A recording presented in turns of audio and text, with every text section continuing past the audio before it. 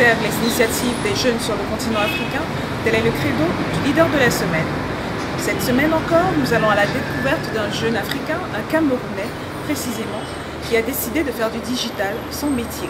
Il est le précurseur d'une longue lignée de jeunes leaders qui ont décidé d'impacter sur leur continent à travers des initiatives visant à former et à permettre aux autres jeunes d'asseoir et de parfaire une connaissance qui actuellement se veut mondiale.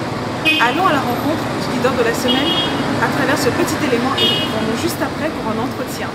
A tout de suite. Consultant formateur en marketing digital avec 10 ans d'expérience dans la transformation numérique en Afrique, Jean-Pierre est ce qu'on peut appeler un digital addict. Tech entrepreneur et acteur majeur de l'écosystème numérique africain, il va très rapidement comprendre les mutations que vont apporter le web. Il passera ces 10 dernières années à évangéliser les entreprises sur le passage au digital. Et après de nombreuses années à sillonner le continent, il va définitivement poser ses valises en 2012 au Cameroun et lancer les toutes premières formations sur le digital marketing et les réseaux sociaux pour entreprises.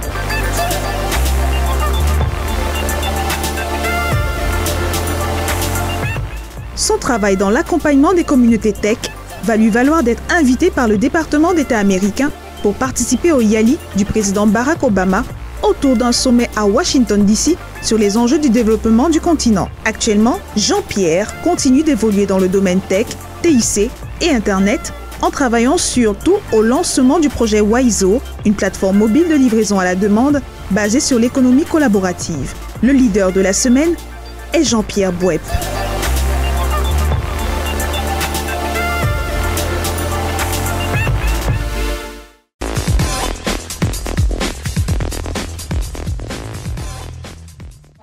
Je suis Jean-Pierre Bouep, je suis consultant spécialiste en marketing digital. Je suis ce qu'on peut appeler un entrepreneur du numérique à l'initiative d'un projet de start-up qui s'appelle Disco.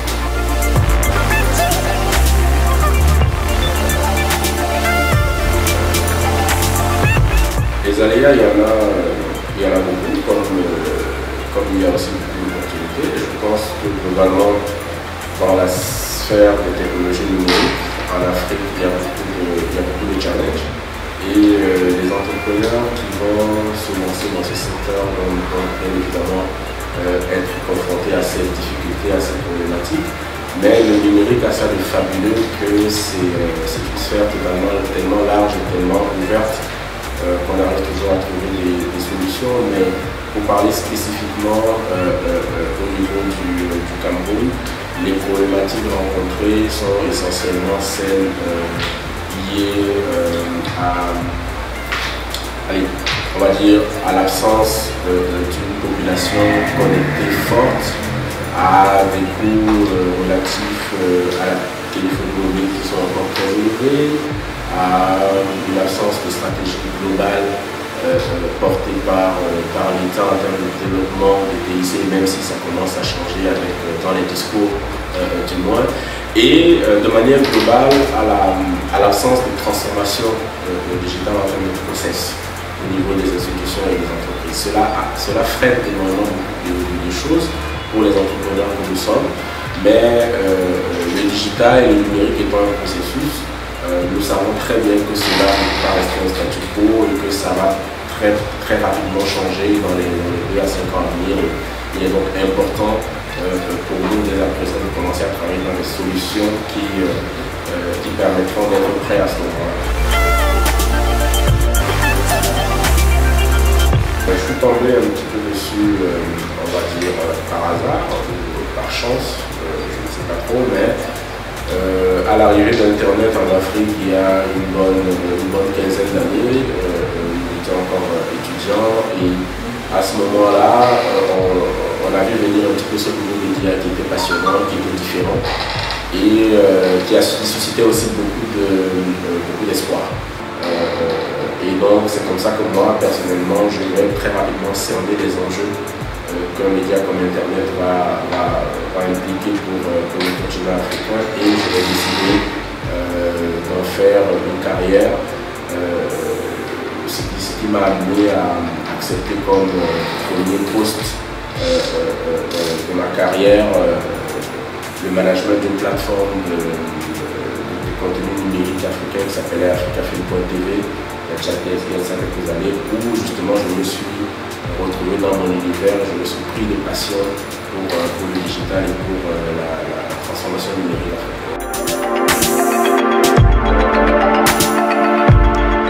Dans mon travail, je suis appelé à faire beaucoup de coaching de formation. Alors, que ce soit pour les entreprises, que ce soit pour les entrepreneurs, start-up eux-mêmes, au travers des différentes initiatives que j'ai eu à mener, à porter, les forums comme Arbo Digital, les événements comme le Digital Thursday.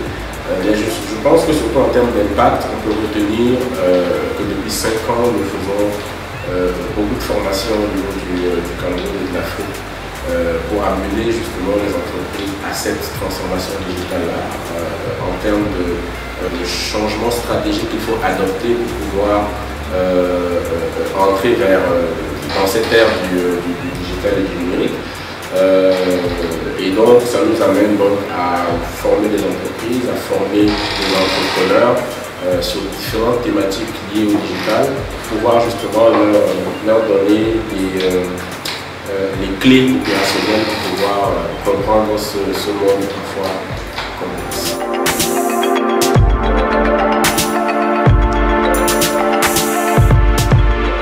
Les 4 dates marquantes, je ne sais plus, mais on va pouvoir dire par exemple que voilà, ma première expérience au digital, qui va remonter vers 2010. Ensuite, 2013, ma première formation sur le marketing digital au Cameroun. 2016, c'est une année marquante aussi parce que ça m'a permis d'être invité par le département d'État américain pour participer au programme Young African Leader du président Barack Obama. Et ensuite 2017, avec le lancement prochain de notre nouvelle solution de Startup Vision.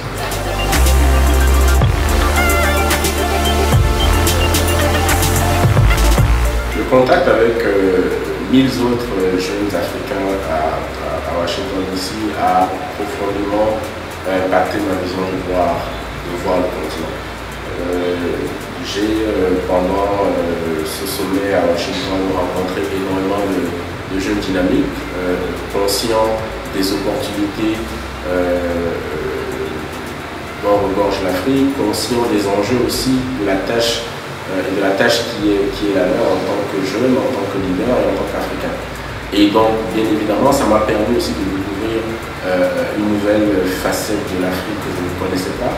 Évidemment, et ça donne des ailes, tout ça, de voir que de part et d'autre du continent, vous avez aussi des jeunes comme vous qui sont engagés, motivés à faire avancer les choses, malgré les difficultés, malgré les guerres, malgré la pression sociale à différents niveaux.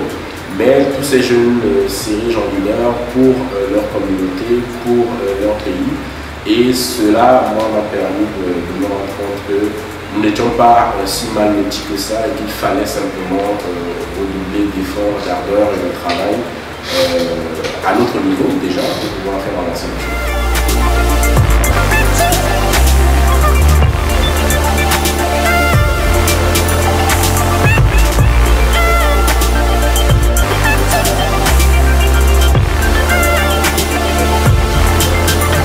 Le mot que je pourrais avoir à la direction des jeunes, qu'ils soient camerounais, qu'ils soient africains, c'est d'y aller, c'est d'essayer, c'est de sauter le pas.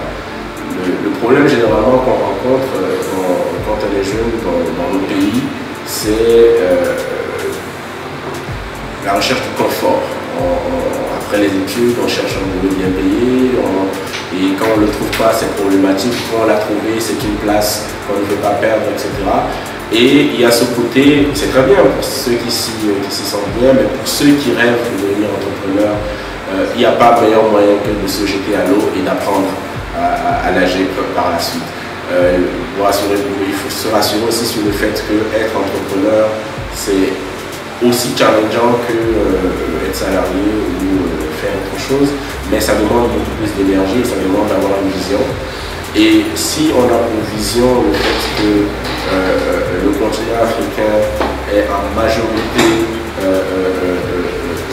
on retrouve en majorité en tout cas des jeunes. Il est donc de la responsabilité de ces jeunes de construire cet avenir. Et donc moi le message que je pourrais donc délivrer à mes camarades, c'est vraiment d'avoir une vision pour leur pays, d'avoir une vision pour leur continent, de s'accrocher à cette vision et de travailler pour cela. Les opportunités existent, il suffit de se lever et d'aller les chercher. Ici s'achève cette édition. Rendez-vous la semaine prochaine avec un nouveau leader.